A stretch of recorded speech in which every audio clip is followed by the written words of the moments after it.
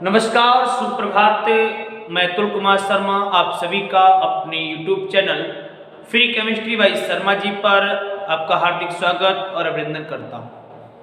नई सुबह, नई बात, एक नई एनर्जी के साथ एक नया प्रश्न लेकर के आपके सामने में उपस्थित हूँ। ऐसे सभी स्टूडेंट्स एवं मेरे साथी जो मेरे से पहली बार जुड़ रहे हैं, सबसे पहले मेरे चैनल को सब्सक्राइब कर लेंगे, साथ ही साथ बेल आइकन को प्रेस करना ना भूलें, ताकि मेरे द्वारा अपलोड की जाने वाली वीडियोज की नोटिफिकेशन आप सभी के लिए सबसे पहले प्राप्त हो सके। साथियों, प्रश्न है, CFT के आधार पर स्पष्ट कीजिए कि CONH3 का होल 6 ऊपर 3 पॉजिटिव प्रतिचुंबकीय। कैसा? प्रतिचुंबकीय, जबकि COF6 3 नेगेटिव अन्य चुंबकीय जटिल यौगिक है। क्यों? आपको एक्सप्लेन करना है, वो भी किस आधार पर? CFT के आधार पर। मैंने आपको ध्यान होगा CFT के बारे में जब बताया था तब मैंने आपसे कहा था कि CFT का जो प्रतिपादन है वो HBA थे। यहां पर मैं फिर से एक बार लिख ही दे रहा हूं, और जिन बच्चों ने CFT की मेरी वीडियोस को नहीं देखा है, सबसे पहले प्लेलिस्ट पे जाएंगे और CFT की वीडियोस को आप देख लीजिए, ताकि यह क्वेश्चन आपके लिए बहुत आसान हो सके। तो CFT का प्रतिपादन HBA थे, उसके बाद बॉन्ड ब्लैक और एक वैज्ञानिक और नाम है सिडविक। तो इन 3 वैज्ञानिकों ने 1933 में इस थ्योरी का प्रतिपादन किया था, जिसको हम लोग क्रिस्टल फील्ड थ्योरी के नाम से जानते हैं, शॉर्ट में CFT। क्लियर हो गई बात? आगे बात करते हैं। स्टूडेंट्स, 2 कंपाउंड्स दे रखे हैं, 2 हमारे पास उपसे संयोजी यौगिक के संकर आयन हैं, एक ये रहा और दूसरा ये रहा। आपको आगे की बात बताता हूं, मैं पहले इस वाले आयन को नोट कर लेता हूं।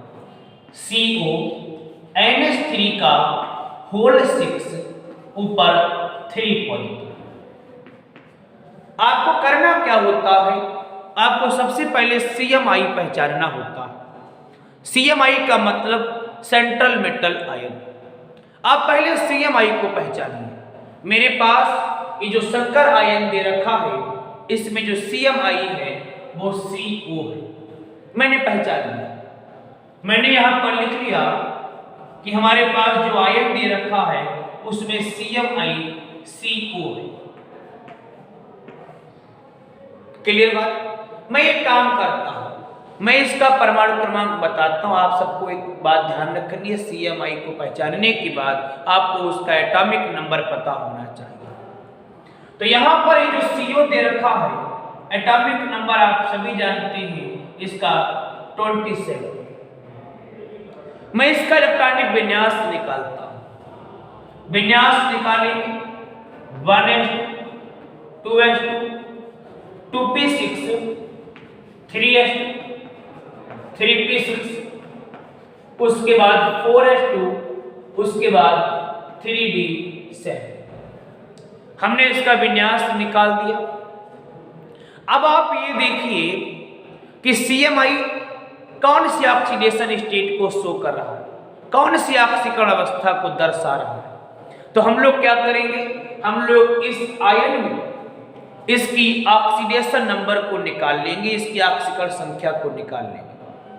ऑक्सीकरण संख्या सबको निकालनी आती होगी, नहीं आती तो आप देखिएगा हम क्या करते हैं। हमको जिसकी ऑक्सीकरण संख्या निकालनी होती है उसकी ऑक्सीकरण संख्या को हम x मान लेते हैं। यहां पर CO की निकालनी है तो CO की आपने x मान ली। CO के साथ में कौन जुड़ा है? अमोनिया जुड़ी है। अमोनिया एक उदासीन लिगेंड है, आपको ध्यान रखना है। इसकी ऑक्सीकरण संख्या 0 रहती है। कितनी रहती है बच्चों? 0 रहती है। अब हम लोग क्या करेंगे? कितने अमोनिया जुड़े हुए हैं? 6 जुड़े हुए हैं। तो मैंने यहां पर 6 लगा दिया। दो ही चीजें यहां पर दे रखी है, मैंने दो ही चीजें नोट कर दी। बराबर का निशान लगाता हूं। ऊपर देखिए, जो संख्या ऊपर प्लस में है बराबर के बाद उसको प्लस में लिख देंगे। अगर संख्या माइनस में है तो बराबर के बाद उसको माइनस में लिख देंगे।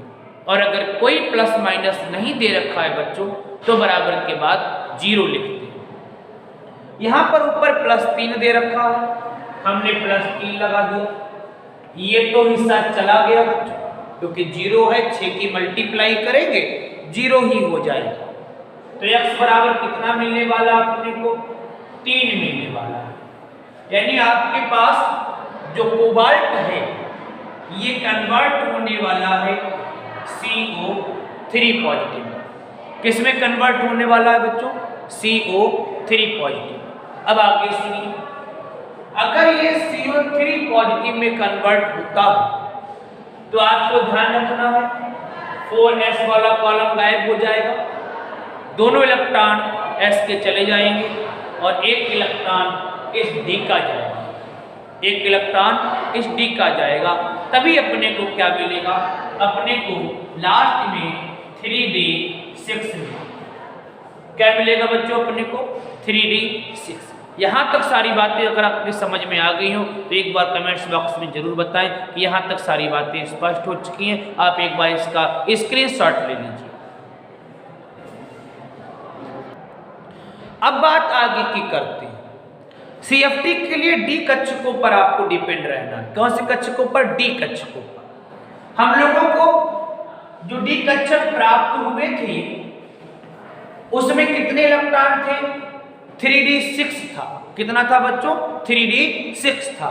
देखिए मैंने D कक्षक को यहां पर बना दिया, 1 2 3 4 1 5। कितने इलेक्ट्रॉन है? 6। 3d6 मिला था, तो ध्यान रखना बच्चों हमको 3d6 मिला था। मैं इसके 6 इलेक्ट्रॉन भर देता, 1 2 3 4 5 और 1 6 भर दिया हमने। अब क्या होगा? अब आगे की बात बता। आपको पता होना चाहिए कि अष्टफल की संरचना में यहां पर कितने लिगेंड लगे हैं? 6 लगे हैं। जब लिगेंड की संख्या 6 होती है तो स्ट्रक्चर आपकी ऑक्टाहाइड्रल होती है। कैसी होती है? ऑक्टाहाइड्रल, अष्टफल की होती है। और अष्टफल की संरचना में ये जो D कक्षक हैं उनके लास्ट के जो 2 कक्षक आप देख रहे हैं जिनके नाम मैं बता दूं, dx² - y² और दूसरा dz²। dx² - y² और dz² ये अक्ष पर स्थित होते हैं। कहां पर स्थित होते हैं? अक्ष पर स्थित होते हैं। और लिगेंड कहां से आता है? लिगेंड भी अक्ष से आता है। ध्यान देना, ये 2 कक्षक अक्ष पर हैं और अक्ष से ही लिगेंड आ रहा है। तो ऐसी स्थिति में क्या होगा? ऐसी स्थिति में लिगेंड के इलेक्ट्रॉन और इन कक्षकों के इलेक्ट्रॉनों के बीच में जो रिपल्सन है, जो प्रतिकर्षण है वो बढ़ जाएगा, वो प्रतिकर्षण बढ़ जाएगा। और उसके बाद इधर के जो आप कक्षक देख रहे हैं dxy, dyz और dxz, ये जो 3 कक्षक आप देख रहे हैं ये अक्ष के मध्य में होते हैं। इधर के जो कक्षक हैं वो अक्ष पर हैं, इधर के कक्षक अक्ष के मध्य में दे रखे। अक्ष से लिगेंड आता है, उसके इलेक्ट्रॉन सबसे ज्यादा प्रतिकर्षण महसूस करेंगे, सबसे ज्यादा प्रतिकर्षण दर्शाएंगे किसके साथ? जो अक्ष पर हमारे कक्षक है। और अगर लिगेंड प्रबल हुआ, ध्यान देना नोटिस करने वाली बात, अगर लिगेंड प्रबल होगा तो किस तरह से बटेगा? ध्यान देना। प्रबल लिगेंड कौन से होते हैं आपको पता होगा? जिसमें कार्बन और नाइट्रोजन प्रेजेंट हो वह आपका प्रबल लिगेंड होगा। कार्बन और नाइट्रोजन अगर प्रेजेंट है तो ध्यान रखना बच्चों वह आपका लिगेंड प्रबल होगा। अगर लिगेंड प्रबल है तो इलेक्ट्रॉन का जो रिपल्सन है, जो इलेक्ट्रॉन प्रतिकर्षण है उसका मान बढ़ जाएगा। और उस स्थिति में क्या होगा? ध्यान से देखना बच्चों, उस स्थिति में क्या होने वाला है आप बहुत ध्यान से देखना। उस स्थिति में ये जो अक्ष के कक्षक है वो और अक्ष के मध्य के जो कक्षक हैं उनके बीच में अंतर बढ़ जाएगा, दोनों के बीच में अंतर बढ़ जाएगा। प्रबल लिगेंड अक्ष के जो भी कक्षक है उनको बहुत ऊपर उछाल देगा, बहुत ऊपर। देखिए कैसे,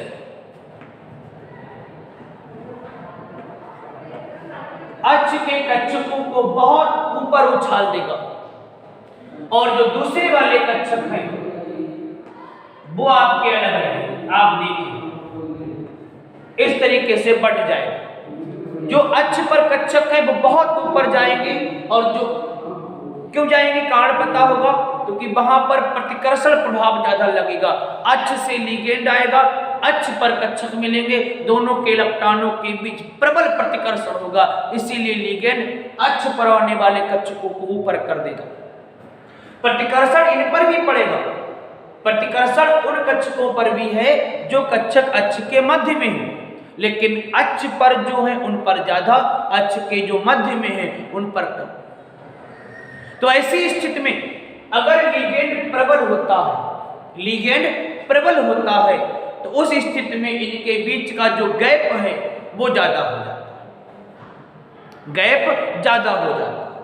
अब ये कक्षक दो पार्ट में डिवाइड हो गए और कक्षकों का इस प्रकार से दो पार्ट में बट जाना ये कहलाता है क्रिस्टल क्षेत्र विपाटन। क्या कहलाता है बच्चों? क्रिस्टल क्षेत्र विपाटन। जो ऊपर के लिए आप देख रहे हो कक्षक इनको Eg कहते हैं और दूसरे जो कक्षक आप देख रहे हैं इनको T2G कहते हैं। क्या बोलते हैं? T2G। और इनके बीच का जो आप गैप देख रहे हो, ऊर्जा स्तर में जो गैप देख रहे हो, इस ऊर्जा स्तर के गैप को क्रिस्टल क्षेत्र विपाटन ऊर्जा कहते हैं, जिसको शॉर्ट में CFSE कहते हैं। क्या कहते हैं? CFSE। और इसको डेल्टा नॉट जीरो से शो करते हैं। किससे शो करते हैं? डेल्टा नॉट जीरो से शो करते हैं। अब ध्यान देना, इलेक्ट्रॉन कितने हैं? 1 2 3 4 5 और 1 6। मैं यहां पर लिख देता हूं 1 2 3 4 5 1 6। मैंने इन कक्षकों को नीचे रखा तो इनके मैं इलेक्ट्रॉन भर देता हूं, भर दिए। अब ये जो दो इलेक्ट्रॉन आप देख रहे हैं ये सब अलग इंतजार कर रहे हैं। अब पॉइंट समझना, अगर लिगेंड कैसा है, लिगेंड अगर प्रबल है बच्चों तो दोनों कक्षकों के बीच में ऊर्जा का जो अंतर है वो ज्यादा होगा, क्योंकि अक्ष पर आने वाले जो कक्षक हैं उनको लिगेंड बहुत ऊपर कर देगा। क्लियर बात? तो दोनों के बीच में गैप ज्यादा हो जाएगा अगर लिगेंड कैसा है, प्रबल। अब आगे की बात, ये जो इलेक्ट्रॉन बच रहे हैं अब इनके पास दो शर्तें हैं, या तो ये इस गैप को पार करके ऊपर जाए या वो नीचे के इलेक्ट्रॉन के साथ में पेयरिंग कर ले। दो शर्तें, या तो वो इलेक्ट्रॉन ऊपर जाए या वो इनके साथ में पेयरिंग कर ले। किसी भी इलेक्ट्रॉन को पेयरिंग करने के लिए जो ऊर्जा आवश्यक होती है उसको कहते हैं इलेक्ट्रॉन पाई ऊर्जा, युग्मन कहते हैं, युग्मन पाई ऊर्जा कह सकते हैं आप। क्या बोलेंगे? युग्मन पाई ऊर्जा। और उसको हम लोग P से शो करते हैं। युग्मन पाई ऊर्जा की आवश्यकता होती है किसी भी इलेक्ट्रॉन को युग्मन करने के लिए। अब मान लेता हूं कि जो युग्मन पाई ऊर्जा है उसका मान 40 है। बड़ा ध्यान देना, कितना मान है? 40 है। अब आप देख रहे हो लिगेंड अगर प्रबल है तो दोनों के बीच में गैप ज्यादा होगा, तो जो CFSE ऊर्जा है उसका मान भी ज्यादा होगा। मैं मान लेता हूं डेल्टा नॉट जीरो का मान 100 है, डेल्टा नॉट जीरो का मान 100 है। अब या तो इलेक्ट्रॉन ये वाला 100 ऊर्जा खत्म करके ऊपर जाए या 40 में काम चला करके यहाँ पर जोड़ा बनाना। बिजनेसमैन की बात है, आप 40 ऊर्जा क्यों, आप देखो ध्यान से, 100 ऊर्जा क्यों खत्म करेंगे? आपका काम जब 40 में चल रहा तो आप 100 की तरफ नहीं जाएंगे। तो ये जो इलेक्ट्रॉन है ये ऊपर ना जाकर के नीचे आ जाता है। ऐसे यहां पर भी ये इलेक्ट्रॉन ऊपर ना जाकर के यहां आ जाता है। क्लियर होगी बात? एक बात निकल रही है कि लिगेंड अगर प्रबल है तो युग्मन प्रारंभ हो जाएगा। क्यों युग्मन प्रारंभ होगा? क्योंकि प्रबल लिगेंड की उपस्थिति में जो आप CFSE देख रहे हो इसका मान ज्यादा है और युग्मन के लिए जो ऊर्जा चाहिए उसका मान कम है, तो कम की तरफ जाएगा इलेक्ट्रॉन और यहां पर वो युग्मन कर लेता है। समझ में आ गई? अब देखिए सारे के सारे इलेक्ट्रॉन कैसे हैं? युग्मित है, और जब सारे के सारे इलेक्ट्रॉन युग्मित होते हैं तो व्यवहार कैसा हो जाता है? व्यवहार आपका प्रतिचुंबकीय हो जाता है। कैसा व्यवहार हो जाता है? प्रतिचुंबकीय हो जाता है। यही लिखा है कि ये कंपाउंड प्रतिचुंबकीय है। आई होप आपकी बात सारी समझ में आ गई होगी। वहीं दूसरी ओर COF6 3 निगेटिव दे रखा, CMI सेम CO ही रहेगा, ये भी 3 पॉजिटिव रहेगा। आप निकालेंगे तो ये भी 3 पॉजिटिव ही रहेगा। आपको सारी चीजें सेम प्राप्त होंगी, लेकिन अंतर क्या है? अंतर सिर्फ इतना है, अब आगे की बात समझना। अंतर सिर्फ इतना है कि हमारे पास अब लिगेंड चेंज हो चुका है। पहले NH3 था, प्रबल लिगेंड था, अब F है, दुर्बल लिगेंड। कैसा लिगेंड है? दुर्बल लिगेंड। और दुर्बल लिगेंड की उपस्थिति में दोनों के बीच का, दुर्बल होने की स्थिति में दोनों के बीच का जो गैप है वो कम हो जाएगा। दोनों के बीच का गैप कम हो जाएगा। मान लेता हूं दोनों के बीच का गैप कम हो गया, तो गैप कम होने से डेल्टा नॉट 0 का मान मैं मान लेता हूं 30 है। अभी 100 था, 100 खत्म करना पसंद नहीं किया, 40 से काम चला लिया, कम की तरफ बढ़े, युग्मन कर लिया। अब साहब डेल्टा नॉट 0 का मान 30 है और पाई युग्मन पाई ऊर्जा या P का मान कितना था? 40 था। अब कम कौन है? अब साहब ये जो CFSE है, अब इसका मान कम हो गया। अब इलेक्ट्रॉन युग्मन नहीं करेगा क्योंकि उसको 30 से उसका काम चल रहा, अब वो 40 की तरफ नहीं जाएगा।